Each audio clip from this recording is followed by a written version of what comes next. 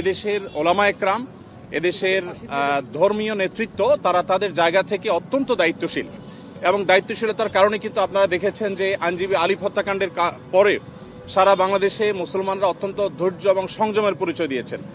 বিগত সরকারের শেষের দিকে আপনারা দেখেছেন ফরিদপুরে দুইজন মসজিদের নির্মাণ শ্রমিককে অত্যন্ত নির্মমভাবে অন্য ধর্মাবলম্বীরা হত্যা করার পরও গোটা দেশের মুসলমানরা অত্যন্ত সংযমের পরিচয় দিয়েছেন। আমরা এটিকে যেমন সাধুবাদ জানিয়েছি, ঠিক তেমনিভাবে এটিকে ধরে রাখবার জন্য সংগ্রাম চালাচ্ছি। এখানে সিনিয়র বিভিন্ন ব্যক্তিবর্গ ছিলেন, জাতীয় মসজিদ বায়তুল মোকাররমের সম্মানিত খতিব ছিলেন, আন্দরকিল্লা শাহী মসজিদের খতিব সহ অন্যান্য ব্যক্তিবর্গ ছিলেন। প্রত্যেকেই একই সুরে কথা বলেছেন যে আমরা সম্প্রীতির বাংলাদেশ গড়ে তুলতে চাই। বাংলাদেশের মানুষ যেভাবে ধর্মীয় সম্প্রীতির উজ্জ্বল উদাহরণ তৈরি করেছে, এটা পৃথিবীতে আসলেই বিরল।